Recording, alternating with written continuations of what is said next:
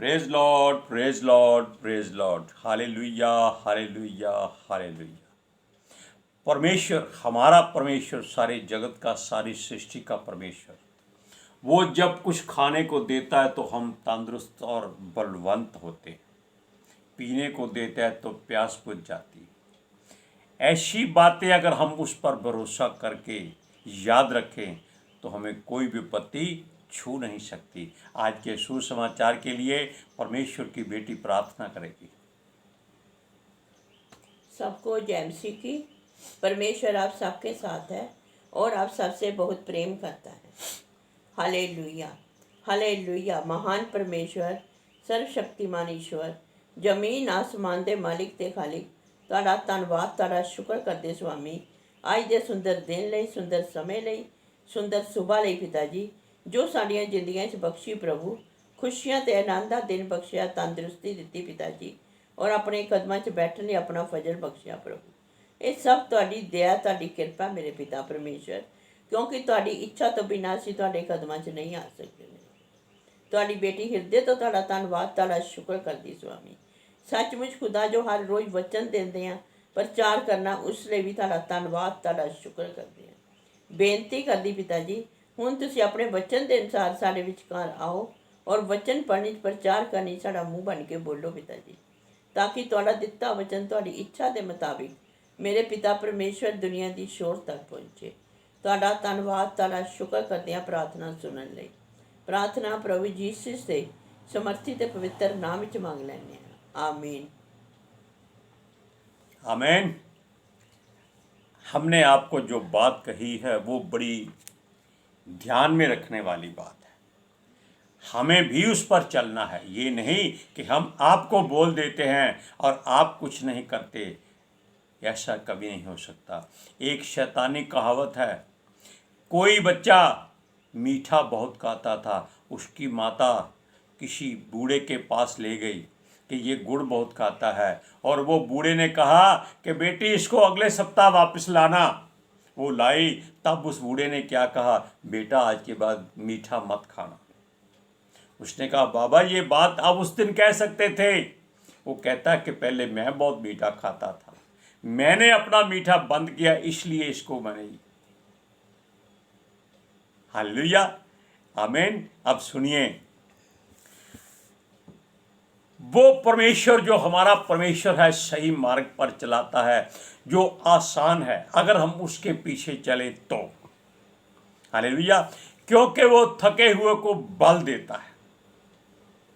Hallelujah.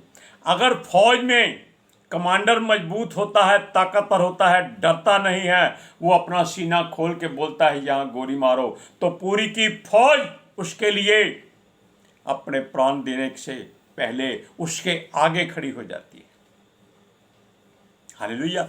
अब सुनिए, वो सबको मीठा जल देता है। मीठा जल उसका वचन है, और उससे सब तृप्त हो जाते हैं। वो शांति देता है, हर एक को वस्त्र देता है, झुके हुए को सीधा करता है। हालेलुया, क्योंकि उसको किसी दौलत की जरूरत नहीं पड़ती। जिसके पास परमेश्वर होता है उसकी हजूरी होती है। हालेलुया। अब सुनिए, क्योंकि जो लोग उसकी बात मानते हैं वो आशीष पाते हैं, क्योंकि वो हमें सुरक्षा देता है, हमारी ढाल है, हमारी आड़ है। वो अपने लोगों को, जब इजरायली उसके पीछे चल रहे थे, यानी कि जब दास्तव से मुक्ति पाई थी, उनको उसने आसमान से, स्वर्ग से रोटी दी थी।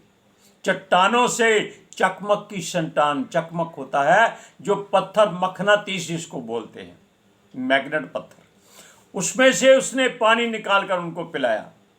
हालेलुया। अब सुनिए, इजरायली कोई व्यापार नहीं करते थे, कोई लेन देन नहीं करते थे। उनका काम एक ही था, परमेश्वर उनका सहायक है। वो डरते नहीं थे। वो कहता था उजाड़ दो इस नगर को, वो उजाड़ देते थे। नाश कर दो, नाश कर देते थे। आग लगा दो, आग लगा देते थे। वो कहता था आराम करो, तब वो क्या करते थे, अपनी संतान बढ़ाते थे। इसके अलावा कोई काम नहीं था। वस्त्र उनको नहीं खरीदना होता था, भोजन मुफ्त में मिलता था, जूते कभी घिसते नहीं थे उनका बल कभी घटता नहीं था। वो ऐसे बैलों के समान थे जो एक बार किसी चरागाह में छोड़ दिया जाए तो वो सारी चरागाह साफ कर देता है। हालेलुया। जब वो घूमते घूमते आराम करते हुए एक नगर में पहुंचे, हालेलुया, वो युद्ध करना जानते थे लेकिन करते तब थे जब परमेश्वर कहता था। हालेलुया। अब वो पहुंचे मोआब के राजा बालाक के करीब में, थोड़ी दूर होंगे। ऊपर पहाड़ से वो सारी की सारी जनता दिखाई देती थी जो जैसे टिड्डी दल की तरह पूरे इलाके में छाई हुई थी, तंबू ही तंबू लगे हुए थे। और मोआब देश एक बहुत खुशहाल देश था। उसका राजा जिसका नाम बालाक था वो डर गया क्योंकि उसको संदेशा मिला कि संसार की सबसे शक्तिशाली जाति तुम्हारे पड़ोस में आ गई है, वो अब तुम्हें नाश करने वाली है, खत्म करने वाली है, लूटने वाली है। उसके शरीर में बल नहीं रहा, थरथरा गया, टांगे कांप गई। उसको याद आया कि उसका एक ऐसा मनुष्य जो जंतर मंतर से हमेशा लैस रहता है, यानी कि शस्त्रों से, शैतानी शस्त्रों से, और जिसको वो कह देता है तू नाश हो जा, वो नाश हो जाता था। जिसको कहता है जा तू ऐश कर, वो धन्य कहता था। उसको धन दौलत मिलती थी, हर ऐशो आराम मिलती थी, लेकिन आत्मिक बात किसी के पास नहीं होती थी। उसने ऐसी सिद्धियां की हुई थी, उसको किसी का डर नहीं था, लेकिन मौत से सब कोई कांपते हैं। हालेलुया। अब सुनिए, उसने उसको संदेशा भेजा कि आ, क्यों आके देख एक ऐसा बैल, यानी उसने उनको बैल कहा, जो सब कुछ चट कर जाता है। ऐसी एक बलवंत सेना हमारे आसपास आई है जिसका नाम इजराइली है। उनको आकर शाप दे क्योंकि वह उनसे युद्ध नहीं कर सकता। वो बलशाली हैं, ताकतवर हैं, भरपूर हैं, हर तरह से क्या कहते हैं, ताकतवर है। उनके साथ सृष्टि का परमेश्वर है और अपने तंत्रों मंत्रों को उन पर आकर इस्तेमाल कर, तू जो मांगेगा तुझे दिया जाएगा। सहायता किससे मांगी? शैतान से। अगर वो परमेश्वर से सहायता मांगता तो परमेश्वर अपने लोगों को बोलता जाओ यहां से आगे चले जाओ। जैसे उसने पिछले एक राज्य को छोड़ दिया था। हालेलुया।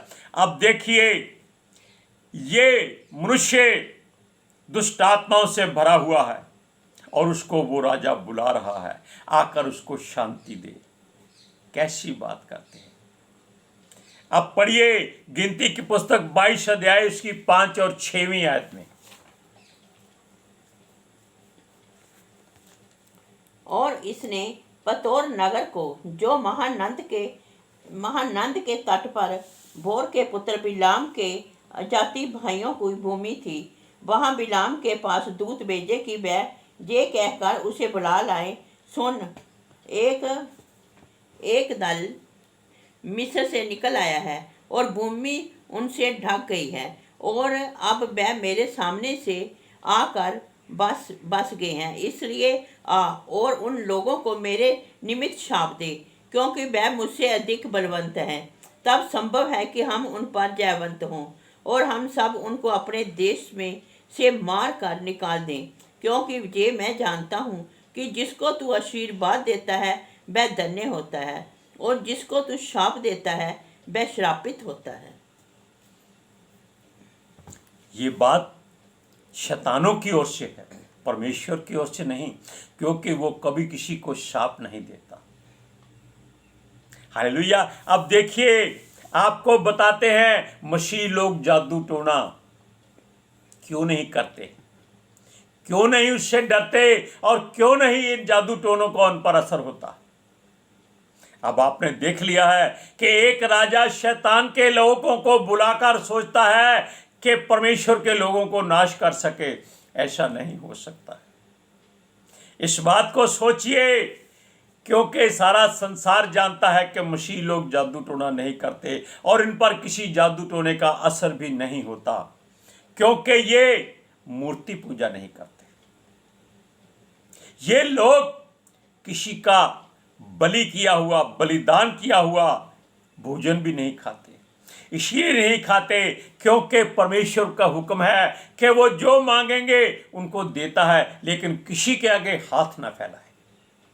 वो हमेशा देने वाले बने, आराम से जिए, सोए रहें, कोई चिंता नहीं। हालेलुया। अब देखो, ये जो मंत्र तंत्रों का सिद्ध था, दुष्ट आत्माएं उसको हमेशा घेरे रहती थी। वो जिसको श्राप देता था, दुष्ट आत्मा उसको घेर कर नाश कर देती थी।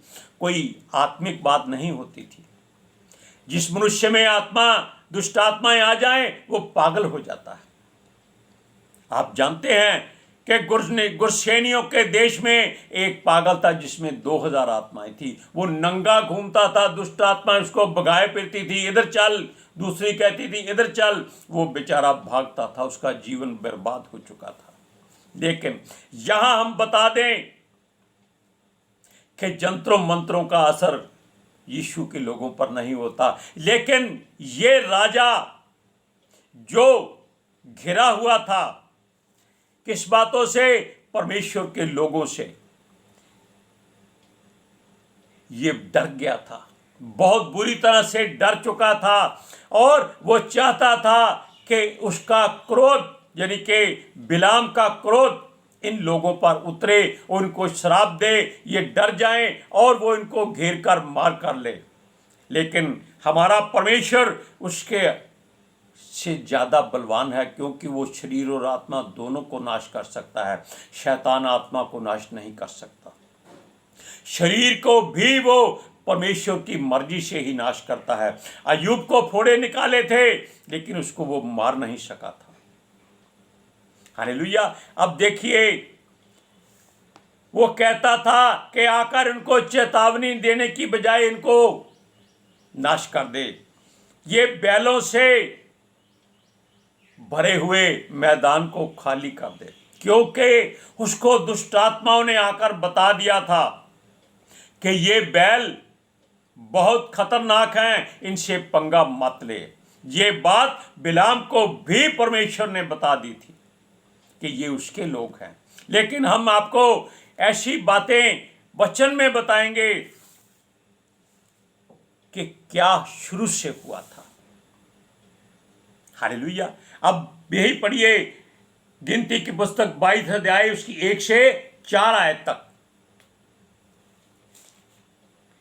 तब इस्राएलियों ने कूच करके यरीहो के पास जर्दन नदी के इस पार मोआब के राबा में डेरे खड़े किए।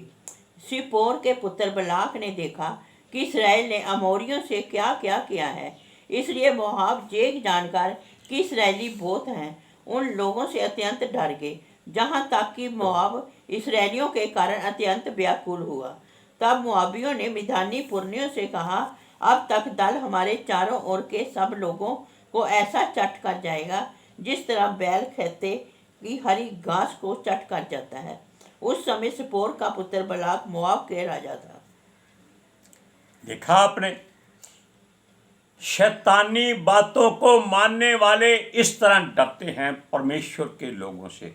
इसी तरह वो उनका कोई काम नहीं होने देते, उनके हर काम में अड़ंगा डालते हैं। वो नहीं डालते, शैतान उनके द्वारा उनके काम में अड़ंगा डालता है, ताकि ये लोग संसार की निगाह में एक बुरे लोग बन जाएं। लेकिन ऐसा हो नहीं सकता, क्योंकि ये शांतिप्रिय लोग हैं, ये किसी को कुछ नहीं कहते। लोग हमारी बाइबलों को जला देते हैं, हमने कभी झगड़ा नहीं करना है। किसी दूसरे मजहब धर्म का एक पेज सड़क पर गिर जाए तो मारकाट शुरू हो जाती है, चाहे उनकी अपनी गलती क्यों ना हो। लेकिन मसीह लोग शांत रहते हैं, क्योंकि परमेश्वर उनका ढाल होता है, उनका कवच होता है, उनकी सुरक्षा करने वाला होता है। इसलिए वो कहता है शांत रहो, पलटा वो लेगा। लेकिन हम यहां बताते हैं परमेश्वर हमारी ढाल है, हमारा सुरक्षा कवच है। यहोशू महायाजक, जानते हैं परमेश्वर ने उसको चुना और अपने दूत को उसके पास भेजा। अब बताते हैं कि कैसे परमेश्वर शैतान को डांट देता है कि इसके काम में दखलंदाजी मत कर। जब परमेश्वर का स्वर्गदूत यहोशू महायाजक को आत्मिक वरदान देने वाला था, आत्मिक वस्त्र देने वाला था, आत्मिक ओहदा देने वाला था, शैतान पहुंच गया कि किसी तरीके से परमेश्वर इसको छोड़ दे। क्यों? जो लोग आत्मिक हो जाते हैं परमेश्वर उनके पास नहीं आता, शैतान उनके पास नहीं जाता, परमेश्वर उनके करीब रहता है। क्षमा कीजिए, सुनिए। और परमेश्वर शैतान को डांट देता है। यहां भी जब यहोशू के पास शैतान आया तो परमेश्वर ने उसको डांटा, हे शैतान, तुझे यहोवा डांटे। जो यरूशलेम को अपना लेता है वही तुझे घुड़के। ये ऐसी आग की लुकटी थी जो शैतान के सीने में लगी और वो भाग गया। क्यों भाग गया? उसको मालूम था कि अगर परमेश्वर को क्रोध आ गया तो वो दोबारा धरती पर भी दिखाई नहीं देगा। लेकिन परमेश्वर ने उसको नाश नहीं किया, क्योंकि उसको मालूम है ये भी उसी का ही सिरजा हुआ है। परमेश्वर तो दुष्ट के मरने से प्रसन्न नहीं होता।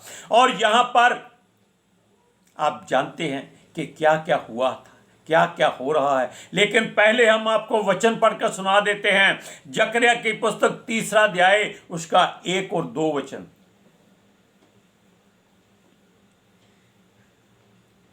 फिर उसने यहोशू महायाजक को यहोवा के दूत के सामने खड़ा हुआ मुझे दिखाया और शैतान उसकी दाहिनी ओर उसका विरोध करने को खड़ा था। तब यहोवा ने शैतान से कहा, हे शैतान, यहोवा तुझे ढूंढके। यहोवा जो यरूशलेम को अपना लेता है वही तुझे घुड़के। क्या वह आग की निकली हुई लुटकी की सा नहीं है? देखा आपने, मोआब देश का राजा शैतानों की सहायता ले रहा था। Hallelujah, praise Lord. लेकिन परमेश्वर अपने लोगों को अभी हुक्म नहीं देता है। वो कहता है शांत सोए रहो, कोई बात नहीं, कोई चिंता नहीं। हम आगे बताएंगे आपको कि परमेश्वर ने उस शैतानी मनुष्य को, जिसका नाम बैलाम था, जो शैतान की सारी सिद्धियां पाकर बड़ा बलवान समझता था अपने आप को, उसका मुंह बंद कर दिया था। उसके मुंह में अपने वचन डाल दिए थे ताकि उसके मुख से श्राप की जगह केवल आशीष निकले। और परमेश्वर उसको इस्तेमाल करना भी जानता था। Hallelujah, praise Lord. इसीलिए अपनी बात हमेशा परमेश्वर से कीजिए। हालेलुया, क्योंकि परमेश्वर, हम बता चुके हैं, आपकी ढाल है, आपकी सुरक्षा का कवच है। बीमारी शरीर को आती है, चिंता मत करें, क्योंकि उसका समय है। हम फिर भी डॉक्टरों के पास जाते हैं, हम भी जाते हैं, दवाई लेते हैं, क्योंकि पौलुस कहता है कि कोई बात नहीं, थोड़ी बहुत दवाई खा सकते हो, लेकिन इतना ज़्यादा दवाई पर निर्भर मत हो जाओ कि परमेश्वर कहे मेरी इसको जरूरत नहीं है। ऐसा कभी मत करना। ज़्यादा जरूरत परमेश्वर पर ही रखना, उस पर ही अपना भरोसा रखना, उसके वचन पर विश्वास करना और उसके पीछे चलना, आगे चलने की हिम्मत मत करना। बिलाम जैसे लोग संसार में भरे हुए हैं, लेकिन वो आपका कुछ नहीं बिगाड़ सकेंगे। आप आराम से, चैन से, गहरी नींद सोए रहिए। वो आएगा, बाहर खड़ा रहेगा और चुपचाप वापस चला जाएगा। Hallelujah, praise Lord. आज के सुसमाचार में हम आपको इसलिए ये बोलते हैं कि आप परमेश्वर पर भरोसा करें, उसके वचन पर विश्वास करें और अपना जीवन उसके नाम कर दें, ताकि वो इस जीवन की सुरक्षा करे और उससे वचन कहे कि जितने वर्ष हम क्लेश भोगते आए हैं उतने वर्ष हमको शांति दे। और तेरे वचन में लिखा है कि जब हम पुकारें महाराजा हमें उत्तर दे। Hallelujah, praise lord. और इसीलिए परमेश्वर की बात आपके साथ और आपकी बात परमेश्वर के साथ एक हो जाएगी। आज के सुसमाचार के लिए परमेश्वर की बेटी प्रार्थना करेंगी। Hallelujah, thank you Jesus, thank you Lord, thank you ਪਿਤਾ ਆਤਮਾ ਜੀ। ਤੁਹਾਡਾ ਧੰਨਵਾਦ, ਤੁਹਾਡਾ ਸ਼ੁਕਰ ਕਰਦੇ ਸੁਆਮੀ, ਸਾਡੇ ਵਿਚਕਾਰ ਆਉਣ ਲਈ, ਵਚਨ ਪੜ੍ਹਨੀ, ਪ੍ਰਚਾਰ ਕਰਨੀ, ਸਾਡਾ ਮੂੰਹ ਬਣ ਕੇ ਬੋਲਣ ਲਈ ਪਿਤਾ ਜੀ। ਤੁਹਾਡੀ ਬੇਟੀ ਹਿਰਦੇ ਤੋਂ ਤੁਹਾਡਾ ਧੰਨਵਾਦ, ਤੁਹਾਡਾ ਸ਼ੁਕਰ ਕਰਦੀ ਸੁਆਮੀ। ਸੱਚਮੁੱਚ ਖੁਦਾ ਤੁਹਾਡਾ ਦਿੱਤਾ ਵਚਨ ਤੁਹਾਡੀ ਇੱਛਾ ਦੇ ਮੁਤਾਬਿਕ ਮੇਰੇ ਪਿਤਾ ਪਰਮੇਸ਼ਵਰ ਦੁਨੀਆ ਦੀ ਸ਼ੋਰ ਤੱਕ ਪਹੁੰਚੇ। ਤੁਹਾਡਾ ਧੰਨਵਾਦ, ਤੁਹਾਡਾ ਸ਼ੁਕਰ ਕਰਦਿਆਂ ਪ੍ਰਾਰਥਨਾ ਸੁਣਨ ਲਈ। ਪ੍ਰਾਰਥਨਾ ਪ੍ਰਭੂ ਯੀਸ਼ੂ ਦੇ ਸਮਰਥੀ ਦੇ ਪਵਿੱਤਰ ਨਾਮ ਵਿੱਚ ਮੰਗ ਲੈਣ, आमीन। आमीन। हर कोई मनुष्य परमेश्वर की शरण में रहे। सबको जय जय मसीह की।